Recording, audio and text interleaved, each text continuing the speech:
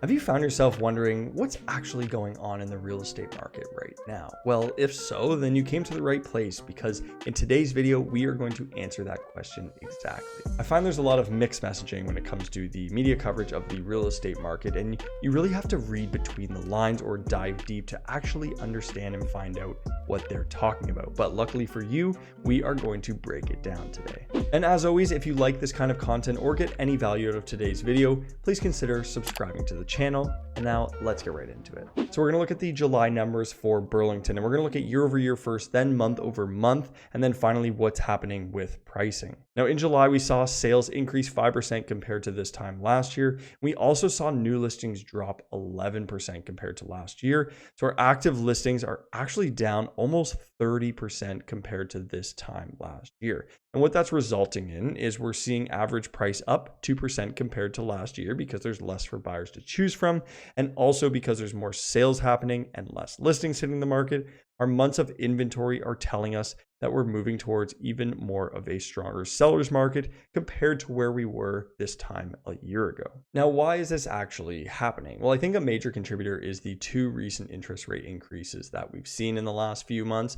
A lot of sellers are more hesitant right now because they're wondering, okay, if we sell our home, then where do we go? Not only have active listings dropped 27% and there's less to choose from compared to this time last year, but it also costs more to purchase a home now because interest rates have gone up and the cost of borrowing money has increased with it. Now, looking at the month over month numbers paints a totally different picture than compared to last year. Our sales are down almost 30% in July compared to June. New listings following suit down 25% compared to June. And because of that, our active listings are up 3% because we're seeing sales dropping faster than new listings.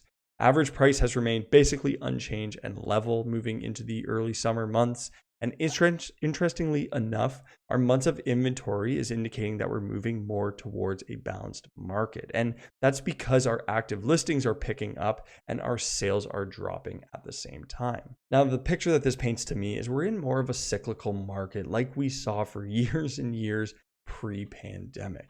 Typically, if you know and follow the real estate market, we see things pick up in the spring and they slow down and level off into the summer months. And I think that's exactly what we're seeing here. There's more people away, there's more people on vacation, people have their kids home, and they're busy in the summer months.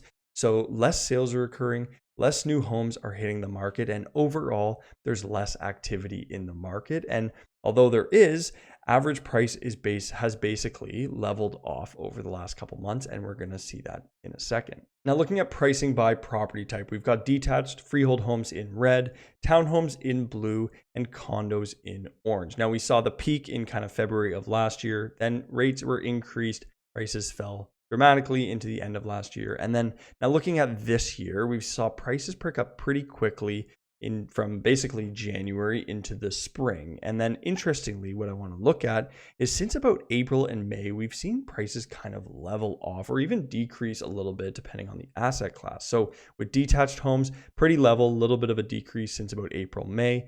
Townhomes have dropped since about May. And interestingly, condos have gone up because they are still an affordable asset class. Now, when you average these out and look at the benchmark pricing in Burlington or anywhere in the GTA, basically, prices have basically leveled off. And that's why I use the word cyclical, because they're leveling off into the summer months. And that's typically what we see in a normal cyclical year in real estate. Now, what does this all mean to you as a buyer or a seller? Well, as a buyer, I think there's some great opportunities to be had in the summer months because although there's less listings out there and less homes to choose from, there's also a lot less competition and a lot less sales happening in the market. So it's a great opportunity to get a home that you're looking for with less competition. Now, as a seller, although there's less sales happening or less buyers out there in the summer months, the good news is prices have remained fairly stable. So if you're priced well, homes are still selling fairly quickly. Thanks so much for watching. If you have any questions, let me know. Have a great day,